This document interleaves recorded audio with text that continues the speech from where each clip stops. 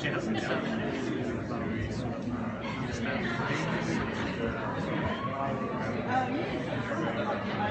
So you can watch me. probably the most important part. Have you sent the link? It's part of communication, of course. If you're You got to choose from gathering question. What's your... Do you have a Twitter? it's all about communication. I'm joining Wi-Fi first and What else is important? Can you use cloud? The content over running. I'm sure.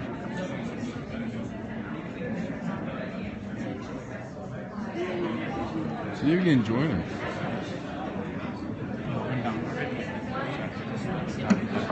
All right. Just finish up.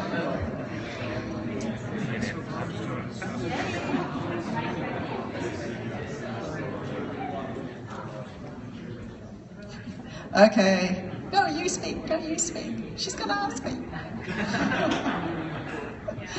Okay, anyone want to share the first one? Any ideas? Yay! What does it mean, security?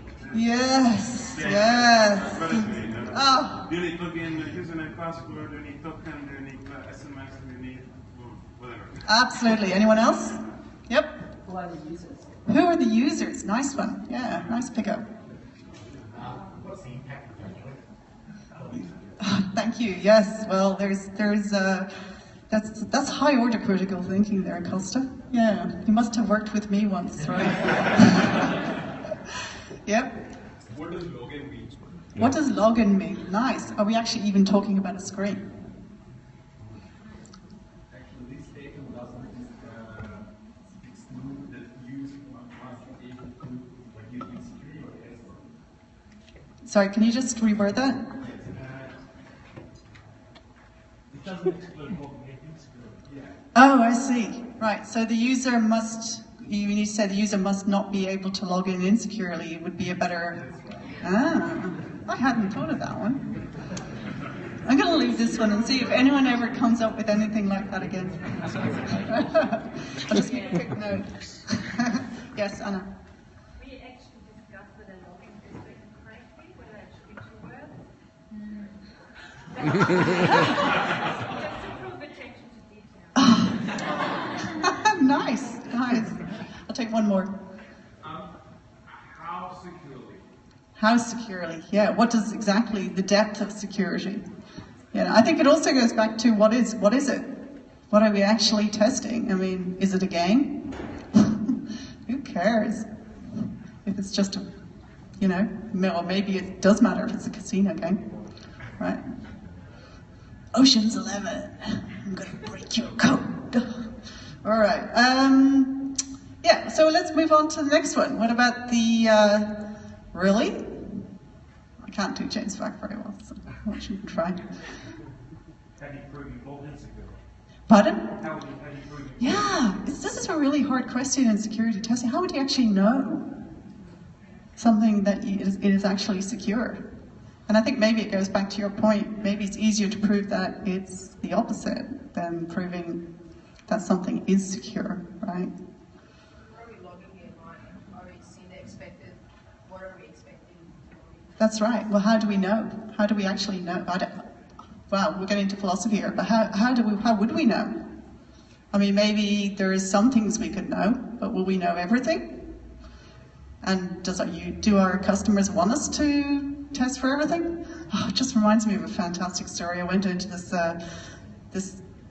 media company once. I was working in Dublin, and they hired me to come and do some of their testing. And I was like, yeah, sure, I'd love to. And I came in, and they said, oh, we're about to go. We want you to test this website. We're going live with it. And I'm like, yeah, I'd love to help. And they said, yeah. I said, well, when's it going live? They said, oh, in 10 minutes. And I said, okay, well, thinking, okay, well, maybe some context here, maybe we can de-scope a little bit. I said, well, what's important? What's important to you? Oh, we just want it to be perfect. Yay, no problem. But yeah, no, I mean, that is often we're faced with these questions, right? And, you know, I think this is a really important question with security. Okay, anyone else want to go on to SOAP? It's a little harder. After the login, what happens? Okay, so what's the next step? Yeah, so what will happen next? Good one, I hadn't thought of that. Would you ask maybe why? Yeah, So, yeah, I think that's... why do they have to look into security and question stuff? Yeah, well, so what, I mean, it goes back to some of what we've asked before, but what would happen if it wasn't secure? Would it really matter? You know, do we really understand our business values here?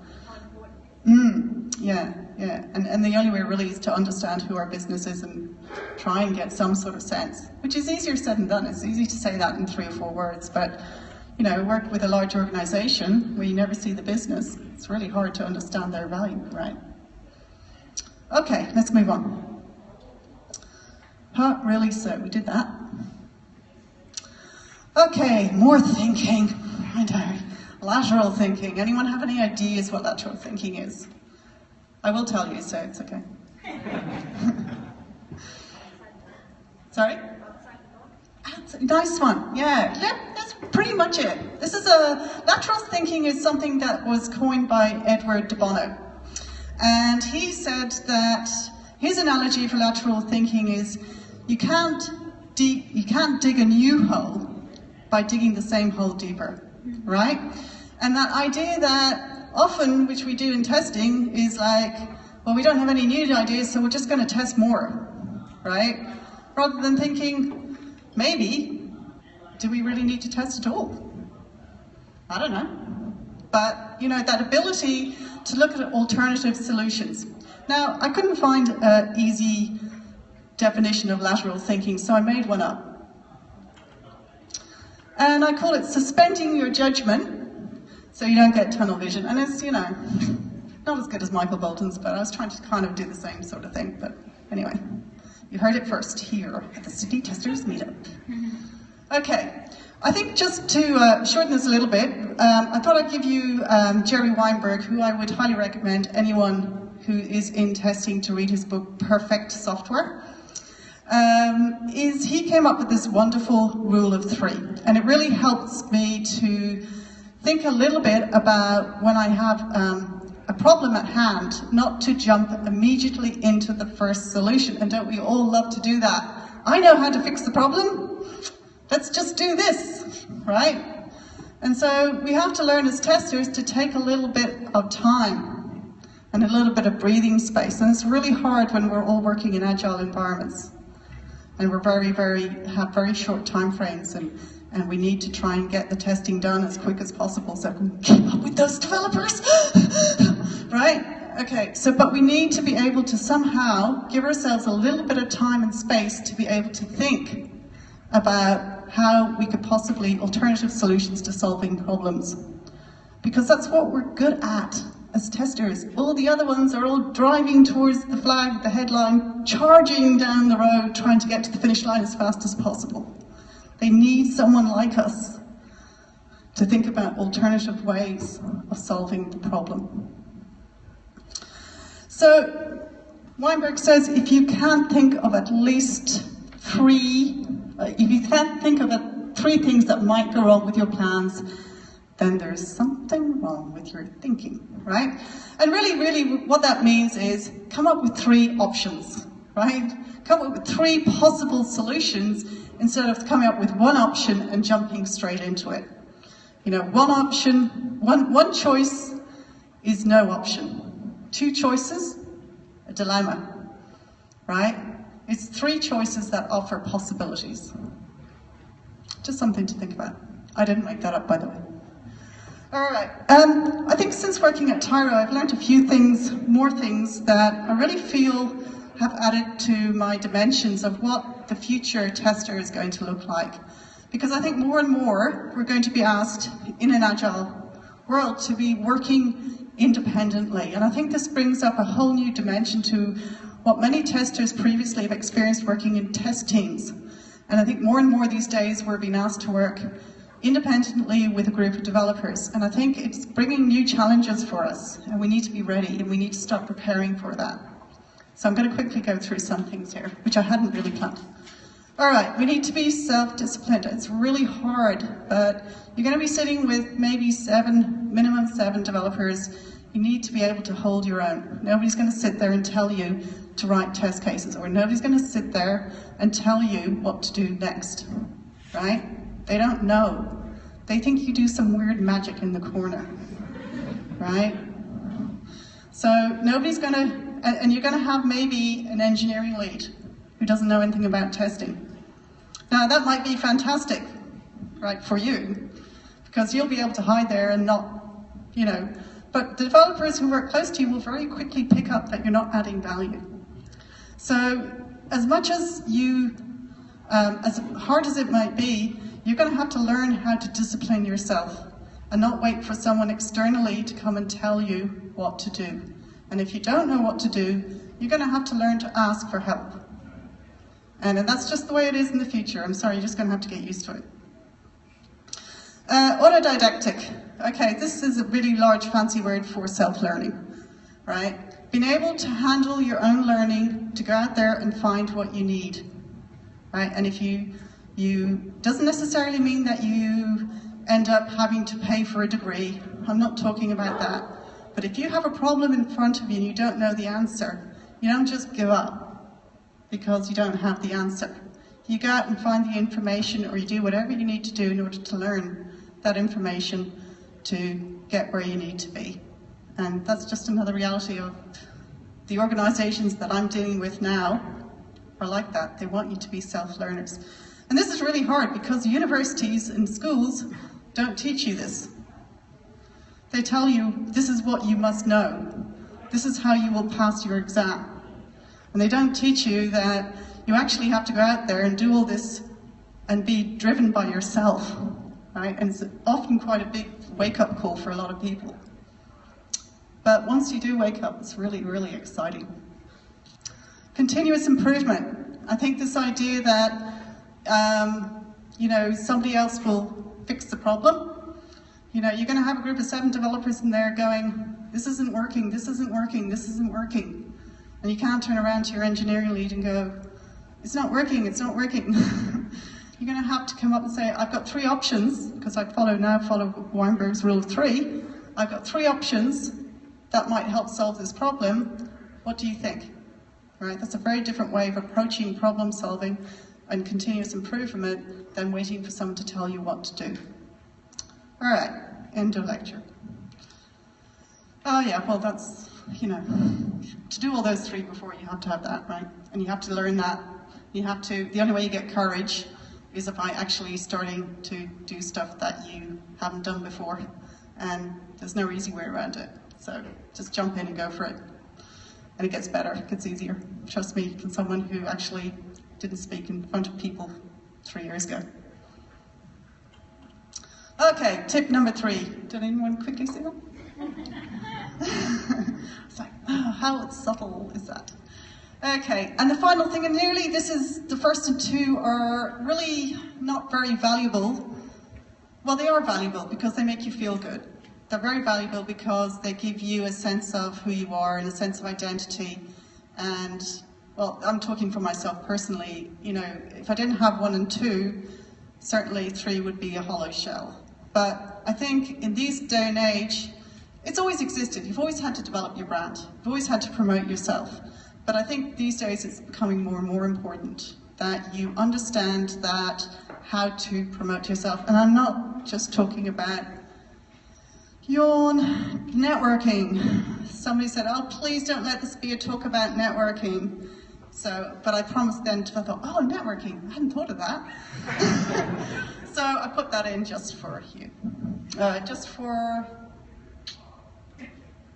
He's gone. I didn't even get to hear the plug. All right. Of course, networking is important. Social media, online, all that stuff. It is. Your profile matters. What you say on Twitter matters. It's just a fact. And your LinkedIn profile's got to look good. I'm not going to talk about that because mine is, hell, I call myself the modern Renaissance woman. I'm not someone. to get advice about. But I think how you promote yourself on Twitter and online does have a huge impact on how people perceive you. But this one is really important to me. This is about actually talking about what you do, because I think testers, and certainly I haven't been doing this very, very well. And I have a little story to tell where I actually, some of you might know, I was responsible for running a conference last year. And it was something that's been in my heart a long time, to get a conference going in Australia that I would want to go to. And I spent a lot of effort last year, putting a lot of energy, speaking to people that I hadn't spoken to in years, having coffee with them, begging to come to my conference, it's going to be great, and getting sponsors. You know, and this stuff I don't actually do very naturally to me. It doesn't come naturally to sell myself. I don't feel very comfortable in that space. But I really believed in this conference, and I really wanted it to work, so I put all my heart and energy into it. And it was going fantastic, and along came the big day where I had the conference. And day one, there was 2 other organisers, and day 1 they stood up and spoke. Day 2 they stood up and spoke. Day 3 they stood up and spoke, and I went, hang on. I've done a lot of this work, and I was not visible at all. And at the end of the conference, and David doesn't mind me saying this, David said, and I'd like to thank Anne-Marie for helping me out. And suddenly, this light bulb went over my head, and I went, you know what? What am I doing? How did I allow myself to be in that position where I allowed everyone else to stand up and I just went around and did all the work in the background, did all the work behind the scenes, but hey, the conference was a success, right? So I should ought to feel good. Bullshit, I was so angry. I was angry at myself. How did I allow myself to get into that situation? And so ever since then, I've vowed that I'm going to talk big. And you know, you say, well, Anne-Marie, I don't actually run a conference, and I don't really want to be in the limelight. And that's really not who I am. And I understand that's not for everyone. But regardless of whether you like it or not, you need to talk big about your testing among your stakeholders, among the people you work around. Honestly, they have no idea about half the stuff you do. Trust me. They don't know the amazing things that you're changing and the hard work that you're putting in. And you need to become better at voicing that out and letting it be known about the great things that I've found. And it doesn't have to be doom and gloom. It can be, it can be about how we found this amazing bug. Wasn't it fantastic?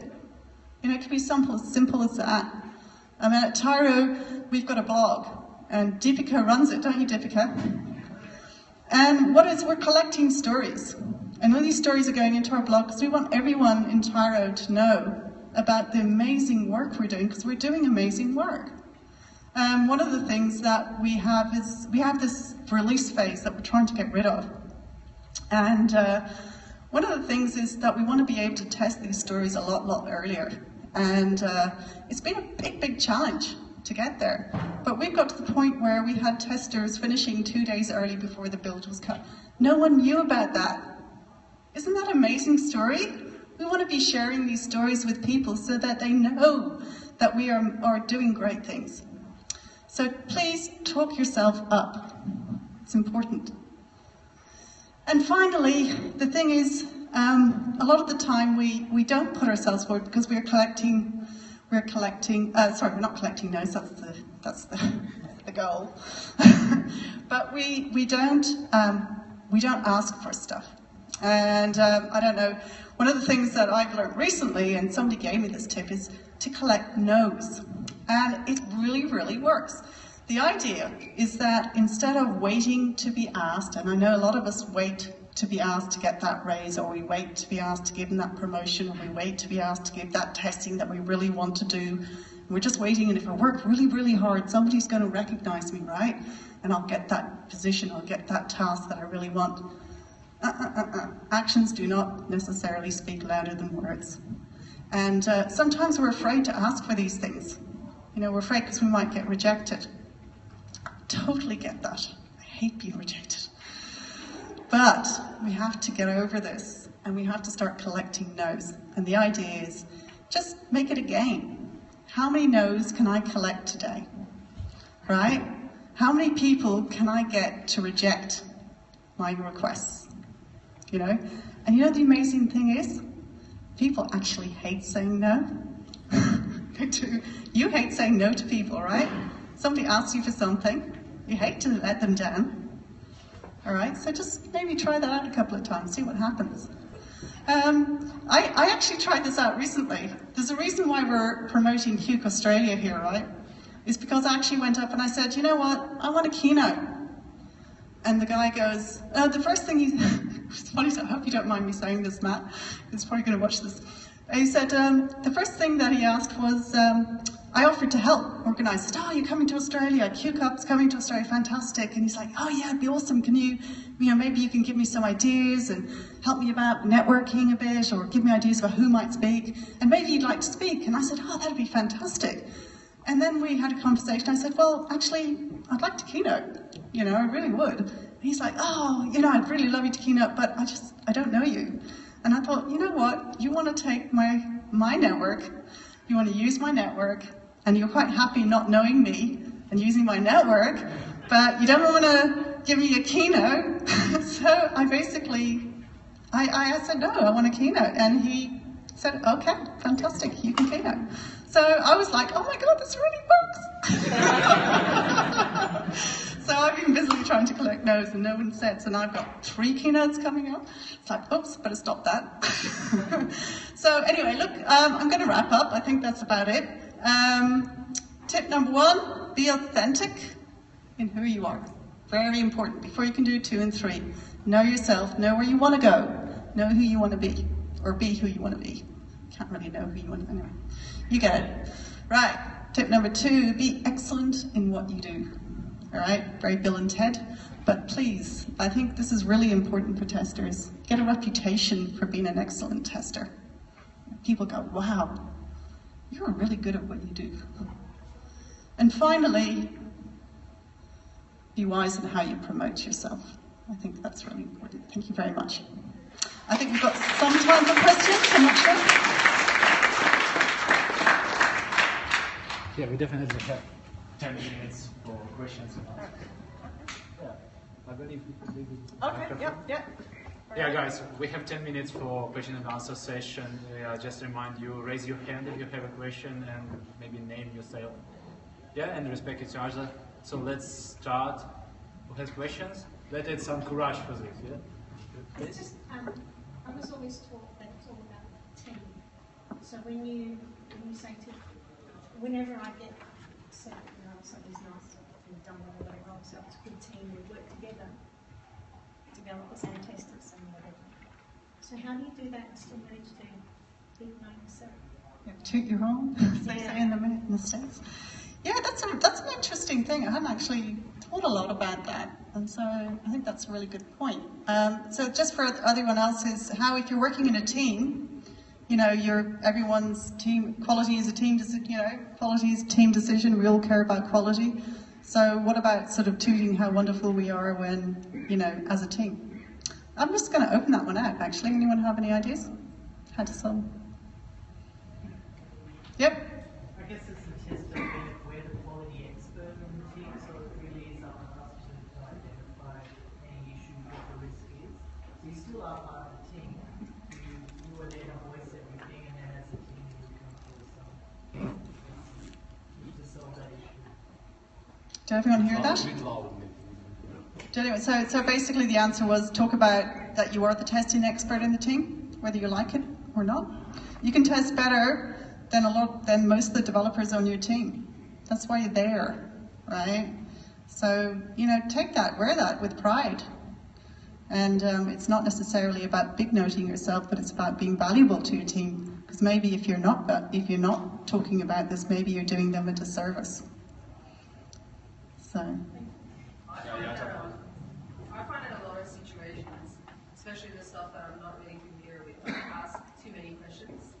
And I can see people, they don't tell me, but I can see in their face, and I'm like, oh, she's asking again. And, I can see them being bored or, saying, why is she doing this? how do you deal with that? I guess, because one of the parts is being, pay attention to details, but then how do you not ask any And not too many questions. Just enough questions to keep your developers happy, right? BAs, okay, all right, okay, I'm sorry. So the question is when you do ask lots of questions as a tester, and that's what everyone's saying, oh, be a good tester, ask lots of questions, but people get really tired of you asking lots and lots of questions all the time. Yeah. I think, look, it depends, for me it depends how well you know the people. I'd be like, look, do you have a problem? Seriously, do you mind me asking these questions? And giving the reason why what you're trying to do. If you feel comfortable with these people, maybe just explaining a bit the reasoning behind where you're trying to get to, and why you want to ask these questions. I don't know. It's hard to know exactly the culture, I guess, in there, but I guess if it's hostility, it's a lot harder. Also, I think I want to add some answer to that. Yeah? Actually, because I faced a lot of those, but so often I think sometimes you need to let them know from the background of the reason why you asked too many questions, maybe because you're not familiar with, or that sort of brought up. For example, in my case, a lot of time got put into working some project on some investment product, especially in investment banking. Well, I think that my background is not in finance, so I don't really know much about it, but just open up and try to also when you try to ask questions, try to make sure that you understand that that you have to ask them again, that make them feel that keep asking again questions next time. And sometimes you try to find a way to ask, but then you can highlight sort of some sort of issue, or can you think when they sometimes ask about some clear some issues, then they feel like, oh yeah, actually when you ask this question. Okay, thank you. We have one more question. Yeah. So I think I really appreciate C points that you provided, and they're really helpful. And while we all know about it, subconsciously it is good that we put it out in the open and we know that this is how we need to promote it. I think I would like to add one more point if you may. I guess adding value is something that everyone appreciates. And the more value that you add to whatever the process is, it can be a project, it can be a developer, it can be something. Adding value is what we should be promoting ourselves with, saying this is the value that I'm adding to your process. So if we add another point that says your value to this process, I think that will build a reputation which will be more implicit than you having to promote yourself explicitly. Okay, yep, thanks for that. Yeah. Anyone else? More questions? It seems no questions. That's okay. Yeah, Joey. Hi, Joey. Hi. I was just going to comment on the asking too many questions question. Yeah. And I think that also comes from developing a reputation for just really caring about the product. And I think when you have that reputation, basically everything you do comes from that frame of, I'm doing this because I care. And yeah, I think it's just it's kind of a catch-22 as well, because in order to develop that reputation, you also need to have those questions answered. And yeah. I think also it depends when you're asking those questions as well. I think there's a big difference between asking those questions right before you're going to ship versus at the start of a project. I'm knowing that you're a great test item, I'm presuming it's at the start. So I think, obviously things like that make a big difference, but I think also that we have it is all about credibility. I'm glad you brought that up, Joey, and it's that we do have a certain amount of what we call poker chips, and we're given those poker chips and we can either have them taken away, and it's very hard to get them back when they're when we lose the poker chips, right? It's hard to gain credit, much harder once you lose your reputation to get it back again. So, being wise about when you the type of bug reports you're raising. You know, don't be the person who raises 600 bug reports and think that you're doing a wonderful job when they're all roughly about the same problem. Seriously, you're losing credibility doing that type of thing. So, you know, if you're not really sure what I'm talking about, you need to probably find out more. But you know that we are given a certain amount of credibility. We're given a bit of faith, and it's very easy to lose it. I can't help you more than that, I'm afraid. But good luck. I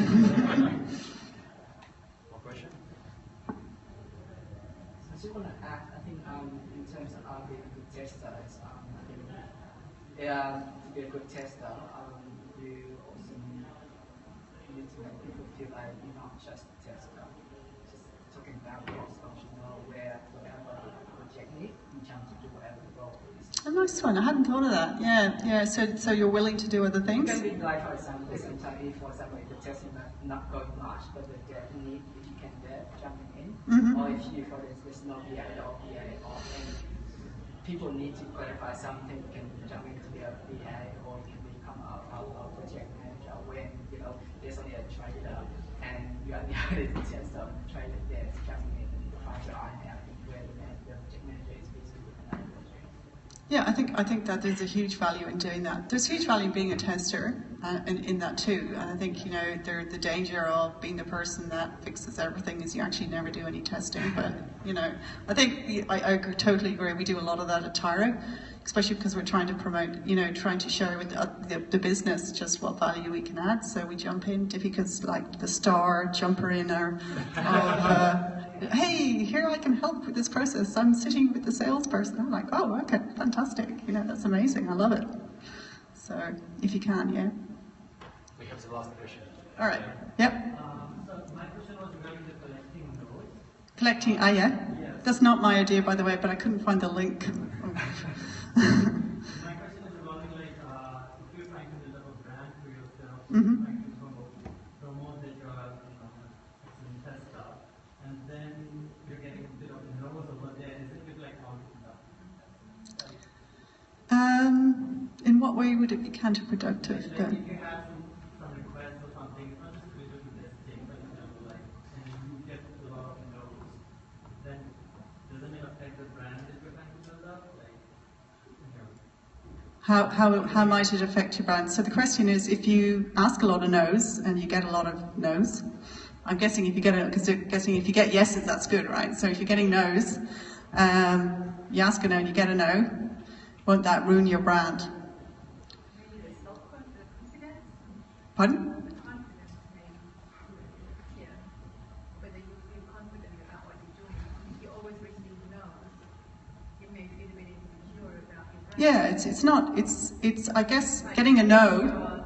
Your own feeling about yourself. So maybe it's more about how you perceive yourself that it's destroying rather than other people. I mean, I think if people are saying no, they're not going to think less of you. Why would they think less of you? Because possibly they perceive you are always asking these questions that they're going to answer no to. So why do you keep asking questions? Well, if you go up to the same person, ask the same question every day, yeah, I guess. This person keeps asking me questions that I'm not going to let them have, so I just ignore them. Yeah, so I guess I'm being a little bit facetious there in answering your question. But I guess if you put alongside number 1 and number 2 and use your critical thinking, then hopefully you'll be able to have a bit of logical reasoning about why you've been asked no all the time, and maybe do some analysis and find out maybe there's something that you could do about that. Or maybe, am I asking the wrong type of questions? Am I asking it too many times? Am I asking the wrong people? Maybe there's something I need to do before I'm ready to. I don't know. But I think the point is not necessarily about whether collecting no's is good or bad. It's about being able to be brave enough to ask for things that you feel that you might not be, you know, that are outside of your capabilities. And taking that step beyond your comfort zone. I think that's the main point of what I'm trying to bring across. Also a comment: if if you're not asking questions that you get no to, then you're probably aiming too low. That would be my. And people are not mind readers. If you want something, is the people around you, your managers, your colleagues, how are they going to know unless you ask? So I would also agree with you. Ask and you shall be given. Sometimes. Okay, I think that's it. Let's wrap it up. I don't mind. I can talk all So night. what's the proper way of job search? I'm a job seeker. Yeah. So I'm really willing to do something. So how could I project myself? How could I project myself when? Well, you're at the Sydney Testers meetup. That's a good start. But seriously, there's lots of things you could do. Talk to the Sydney Testers here. They've got lots of experience about ways you can promote yourself, and they've got a job sort of campaign thing going. And you know, there's lots of things. Ask lots of people around here. They can give you some tips, I'm sure. Okay, I think we've run out of time. I don't want to hold people back. There's a link in our agenda. All right, thank you very much.